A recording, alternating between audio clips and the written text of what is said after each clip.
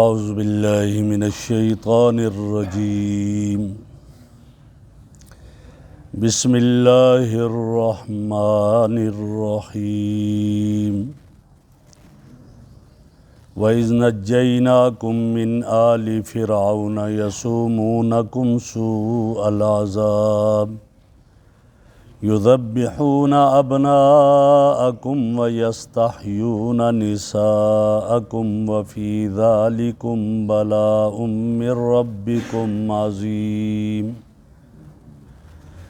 وَإِذْ فَرَقْنَا بِكُمُ الْبَحْرَ فَأَنْجَيْنَاكُمْ وَأَغْرَقْنَا آلَ فِرْعَوْنَ وَأَنْتُمْ تَنظُرُونَ وَإِذْ نَجَّيْنَاكُمْ مِنْ آلِ فِرْعَوْنَ، یاد کرو اس وقت کو جب ہم نے تمہیں نجات دی فرعونیوں سے، یسومونکم سوء العذاب، چکھاتے تھے تمہیں برا عذاب، سخت سزا دیتے تھے، یذبحون ابناءکم، تمہارے بیٹوں کو ذبح کرتے، ویستحیون نساءکم، اور تمہاری عورتوں کو زندہ چھوڑتے تھے، وفی ذالکم بلاء من ربکم عظیم، اور اس میں تمہارے لیے امتحان تھا تمہارے رب کی طرف سے، بہت بڑا امتحان۔ وَإِذْ فَرَقْنَا بِكُمُ الْبَحْرَ فَأَنْجَيْنَاكُمْ، اور اس وقت کو یاد کرو جب کہ ہم نے پھاڑ لیا تمہارے لیے سمندر کو، فَأَنْجَيْنَاكُمْ، اور ہم نے تمہیں نجات دی، وَأَغْرَقْنَا آلَ فِرْعَوْنَ، اور ہم نے فرعونیوں کو غرق کیا، وَأَنْتُمْ تَنْظُرُونَ، اور تم دیکھتے رہے۔ میرے محترم بزرگوں اور دوستو، کل کے درس میں یہ گزرا تھا کہ بنی اسرائیل کے ساتھ اللہ نے جو انعامات کیے ہیں ان کا اس رکوع سے تفصیلی ذکر ہو رہا ہے۔ ایک نعمت اس کا ذکر ہوا کہ ہم نے تمہیں جہانوں پر فضیلت عطا کی، کہ اللہ نے انبیاء کا سلسلہ ان کے اندر رکھا اور 4000 تک انبیاء آئے، پھر بادشاہت کا سلسلہ بھی رکھا، یہ بھی انعام تھا۔ اور ایک انعام یہ یاد دلایا جا رہا ہے، اللہ فرما رہے کہ اس میری نعمت کو یاد کرو کہ جب میں نے تمہیں فرعونیوں سے نجات دی۔ فرعون عبرانی زبان کا لفظ ہے اور اس کا معنی بادشاہ کا آتا ہے، صدر کا، بادشاہ کا، اور کئی فرعون گزرے ہیں، چونکہ مصر کے ہر بادشاہ کا لقب فرعون ہوا کرتا تھا۔ یوسف علیہ السلام کے زمانے میں جو فرعون تھا وہ بڑا نیک آدمی تھا، اور یہ فرعون جس کا یہاں ذکر ہے یہ حضرت موسیٰ علیہ السلام کے زمانے، اس کا نام مصعب ابن ولید تھا، اور یہ بہت ہی بڑا ظالم اور بڑا چالاک تھا۔ میں یہ سمجھتا ہوں کہ شاید ہمارے آج کے دور میں جتنے حکمران ہیں انہوں نے اسی سے یہ سب کچھ سیکھا، اس لیے کہ اس کے بارے میں لکھا ہے کہ یہ جب بھی کچھ کرتا اس کے بعد اپنے آپ کو پاک صاف کر کے پیش کرتا، کہتا میرا کچھ ہے ہی نہیں ہے، بالکل پاک صاف ہوں۔ اور آج کل کے دور میں اس ہماری سیاست میں یہی ہے، آپ دیکھ لیں کہ بالکل جو بھی آئے اقتدار پر اس کے بعد پاک صاف ہو کر پیش ہو جاتا ہے، جی میرا تو اس میں ہے ہی کچھ بھی نہیں ہے۔ تو بہرحال وہ اس کو نجومیوں نے یہ بتایا کہ تیری بادشاہت میں بنی اسرائیل میں ایک بچہ پیدا ہوگا اور جو تمہاری حکومت کے خاتمے کا سبب بنے گا۔ جب یہ کہا گیا تو اس نے میٹنگ بلائی اور یہ کر دیا کہ جتنے بھی بنی اسرائیل میں بچے پیدا ہوں لڑکوں کو تو مار دیا جائے اور لڑکیوں کو زندہ چھوڑ دیا جائے۔ تو یہی ہونے لگا، لڑکیوں کو خادمہ بناتے، کام کراتے، اور لڑکوں کو ذبح کر دیتے۔ لیکن جب یہ سارا سلسلہ ختم ہونے لگا تو پھر کہا کہ یہ تو مرد ختم ہو جائیں گے تو بعد میں ہمارا کون خدمت کرنے والا رہے گا۔ پھر یہ ہوا 1 سال زندہ چھوڑا جائے، 1 سال مار دیا جائے۔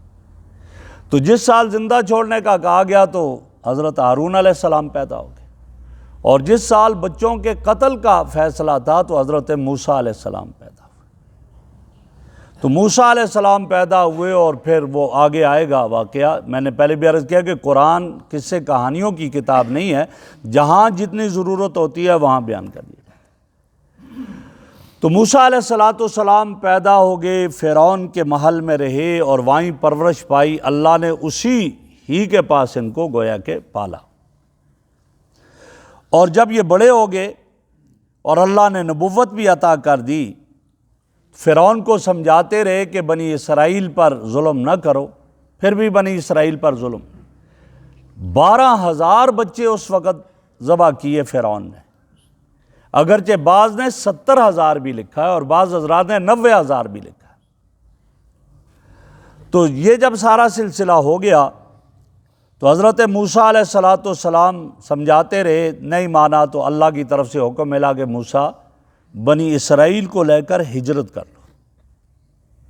تو حضرت موسیٰ علیہ السلام نے بنی اسرائیل کو تیار کیا اور وہاں سے ہجرت کی، اور جب ہجرت کی بنی اسرائیل نے تو اس وقت ان کی تعداد 6,70,000 تھی۔ وہاں سے نکلنے لگے تو مفسرین نے لکھا ہے کہ فرعون سے جا کر بنی اسرائیلیوں نے اجازت مانگی کہ ہم ایک شادی میں جا رہے، ایک پروگرام میں جا رہے، اور ان کی عورتوں سے زیورات بھی لیے، فرعونیوں کی عورتوں سے۔ وہاں سے نکلے، ایک دن گزرا، رات ہوئی جب تو اس وقت انہیں کھٹکا ہوا کہ یار یہ کیا مسئلہ ہوا، آئے نہیں واپس، کہیں چلے تو نہیں گئے۔ بہرحال دوسرے دن پھر فرعون اپنا لشکر لے کر ان کے پیچھے نکلا، اور فرعون کے لشکر کی تعداد 12 لاکھ ذکر کی گئی ہے۔ اور جب یہ آئے پیچھے سے بحر کلزم کے پاس پہنچے تو بنی اسرائیل آ گئے اور پیچھے فرعون آ گیا۔ اب یہاں بنی اسرائیل نے کہا کہ موسیٰ انا لمدرکون، اب تو ہم پکڑے گئے، کہاں جائیں؟ آگے جاتے ہیں تو دریا کی موجیں، پیچھے فرعون کی فوجیں، اب جائیں ہم کہاں پر؟ تو اس وقت حضرت موسیٰ علیہ السلام نے جواب دیا، فرمایا کلا، ہرگز ایسا نہیں ہو سکتا، میرا رب میرے ساتھ ہے، میری رہنمائی کرے گا۔ فرمایا میرے ساتھ ہے میرا رب، میری رہنمائی کرے گا۔ تو اللہ رب العزت نے حکم دیا کہ پھر آپ اپنا عصا اس پانی میں مارو۔ تو حضرت موسیٰ علیہ السلام نے عصا پانی میں مارا اور 12 راستے بن گئے، اس پانی کی دیواریں کھڑی ہوں گی اور 12 راستے، اور یہ کل 12 قبیلے تھے۔ تو فرمایا ان میں اب چلو۔ بعض مفسرین نے یہاں تک لکھا ہے کہ ان دیواروں میں رب نے کھڑکیاں لگا دی، اور اللہ کے لیے کوئی مشکل نہیں، تاکہ اس جگہ سے گزرنے والے دوسروں کو دیکھیں، وہ دوسروں کو دیکھتے جائیں اور یہ گزرتے جائیں اس طرح۔ تو یہ جب گزر گئے تو فرعون اب وہ اس میں داخل ہوا، اس کی سواریاں نہیں جا رہی تھی۔ اللہ نے جبرائیل علیہ السلام کو بھیجا، ایک گھوڑی پر سوار کر کے آئے، اور یہ ان کے گھوڑے جو تھے انہوں نے اس کو دیکھا، پھر آگے چلے، داخل ہوئے۔ جب داخل ہوئے یہ سارے کے سارے تو اللہ نے حکم دے دیا کہ اب پانی مل جائے آپس میں۔ پانی مل گیا اور سب کے سب کو غرق کر دیا۔ اس وقت فرعون کہنے لگا کہ میں موسیٰ اور ہارون کے رب پر ایمان لے آیا، لیکن کہا نہیں، اب مرتے وقت تیرا ایمان معتبر نہیں ہے۔ اور اتنا ظالم تھا کہ اللہ نے فرمایا پھر ٹھیک ہے، میں بھی تیرے جان کو عبرت کا نشانہ بناؤں گا، اور اب بھی اس کی لاش عبرت کا نشانہ بنی ہوئی ہے۔ اس طرح اللہ رب العزت نے فرعون اور ان کے ماننے والوں کو غرق کر دیا، اور حضرت موسیٰ علیہ السلام اور بنی اسرائیل کو نجات دے دی۔ یہاں اس کا ذکر ہے، فرمایا کہ یاد کر اس وقت کو جب تمہیں فرعونی بہت سخت سزائیں دیا کرتے تھے، پھر تمہارے بچوں کو ذبح کرتے تھے اور تمہاری عورتوں کو زندہ چھوڑتے تھے، اور اس میں تمہارے لیے بہت بڑا امتحان تھا۔ البتہ اس امتحان میں کامیاب ہو گئے، جب کامیاب ہوئے تو اللہ نے نجات بھی عطا کر دی، اللہ نے نجات دے دی اس میں۔ آگے فرمایا وَإِذْ فَرَقْنَا بِكُمُ الْبَحْرَ، تو ذکر کیا، فرمایا اس سمندر کو دیکھ لو، جب ہم نے راستے بنا دیے، اس کو چیر دیا اور تمہیں نجات دے دی۔ پانی تو غرق کرتا ہے، تمہارے لیے تو وہ راستہ بن گیا اور تمہیں نجات مل گئی، لیکن فرعون اور اس کی قوم کو غرق کر دیا اور تم اس کو دیکھتے رہے۔ اب جب انہیں نجات مل گئی اور یہ چلے گئے، رہنے لگے، تو اب بنی اسرائیل نے موسیٰ علیہ السلام سے یہ کہا کہ ہمارے لیے کوئی کتاب ہو، کوئی شریعت ہو جس کے مطابق ہم چلیں، کوئی دستور ہو جس کو لے کر ہم چلیں۔ تو اس وقت حضرت موسیٰ علیہ السلام نے اپنے رب سے درخواست کی تو اللہ نے فرمایا آ جاؤ کوہ طور پر، 30 دن کے لیے آ جاؤ۔ موسیٰ علیہ السلام چلے گئے کوہ طور پر، 30 دن اعتکاف میں رہے، روزے میں رہے، اور آپ کو وہاں پر تورات ملی، لیکن روزہ افطار کر دیا، اور حدیث میں جو آتا ہے کہ لخلوف فم صائم اطیب عند اللہ من ریح المسک، روزے دار کے منہ کی بو اللہ کو مشک اور عنبر سے زیادہ اچھی لگتی۔ تو فرمایا موسیٰ تو نے روزہ افطار کر لیا، لہذا 10 دن اور رہو۔ 40 دن وہاں حضرت موسیٰ علیہ السلام کوہ طور پر اعتکاف میں رہے، اور انہیں کتاب ملی، لے کر واپس آئے۔ جب واپس آئے تو آگے قوم بگڑ چکی تھی۔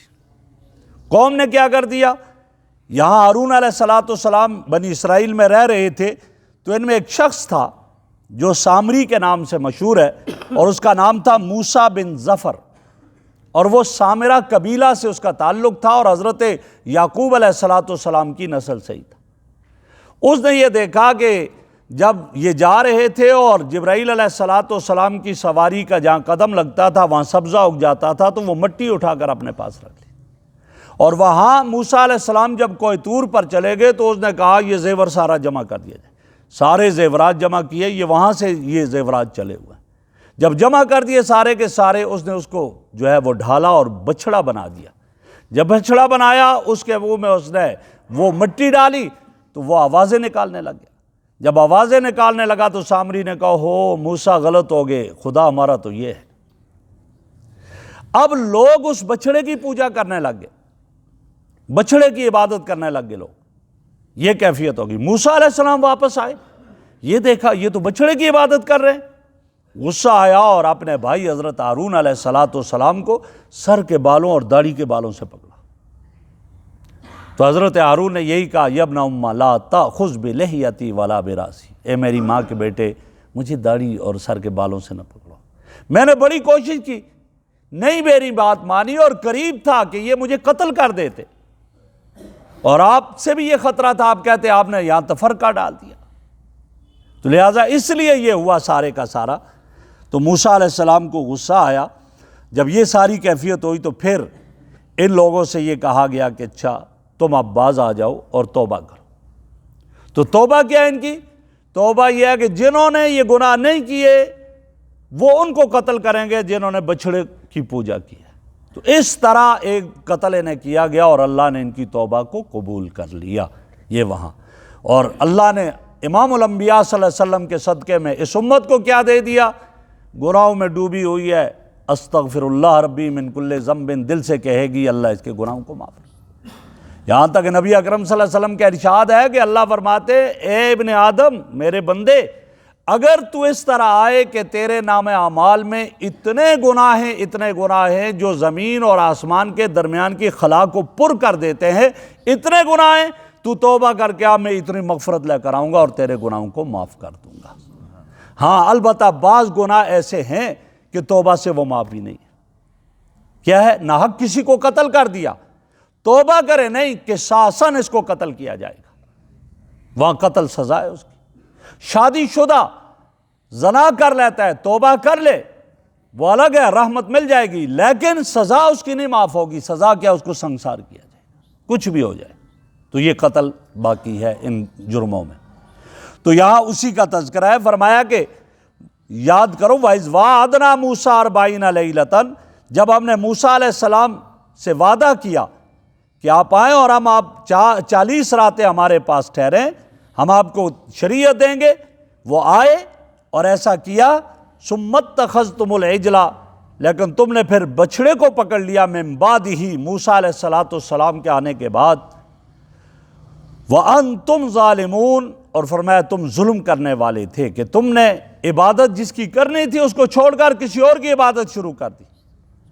لیکن پھر بھی ہم نے کیا کیا؟ ثُمَّ عَفَوْنَا عَنْكُمْ، ہم نے تمہیں معاف کیا، تمہارے گناہوں کو مٹا دیا، من بعد ذالک، اس جرم کے بعد بھی، لعلکم تشکرون، تاکہ تم شکر ادا کر لو، لہذا اللہ کا شکر ادا کرو۔ وَإِذْ آتَيْنَا مُوسَى الْكِتَابَ وَالْفُرْقَانَ، ہم نے موسیٰ کو کتاب دی، تورات، والفرقان، اور فرق حق اور باطل، حلال اور حرام میں فرق کرنے والے معجزات عطا کیے، لعلکم تہتدون، تاکہ تم ہدایت پر آ جاؤ۔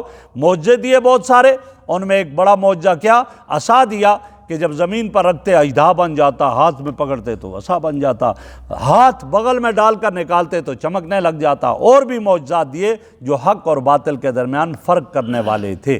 تو یہاں ایک بات یہ معلوم ہوئی کہ اس انسان میں یہ چیز شامل ہے کہ بس جو چیز نظر آئی ادھر ہی دوڑتا ہے۔ یہی وجہ ہے کہ آتا ہے کہ جب قرب قیامت میں دجال آئے گا تو اس کے پیچھے بھی دوڑتے ہوئے چلے جائیں گے، اور اتنے دوڑتے ہوئے چلے جائیں گے کہ جب وہ یہ کہیں گے، اس سے کہیں گے کہ اچھا بارش برساؤ پھر ہم آپ کو اللہ مانیں گے، تو وہ ایسا ہی کرے گا، بارش برس جائے گی۔ پھر اور کئی ساری ایسی چیزیں، اور لوگ کہیں گے بس یہی خدا ہے۔ لیکن نبی اکرم صلی اللہ علیہ وسلم فرمایا وہ کیا ہوگا؟ دجال آور ہوگا، کانا ہوگا، اور اللہ رب العزت ایسے نہیں ہے، لہٰذا اس لیے فرق ہوگا، اس لیے اس کے پیچھے بھی دوڑتے جائیں گے۔ تو اس لیے انسان کو یہ سوچنا چاہیے اور ان فتنوں سے بھی بچنے کی کوشش کرنی چاہیے۔ اللہ رب العزت ہمیں عمل کی توفیق عطا فرمائے۔ الحمدللہ رب العالمین والعاقبۃ للمتقین والصلاۃ والسلام علی رسول محمد وآلہ وسلم۔ سبحانک اللہم وبحمدک، نشہد ان لا الہ الا انت، نستغفرک ونتوب الیک۔ صلی اللہ تعالی علی خیر خلقہ محمد وآلہ وصحبہ اجمعین۔ جزاک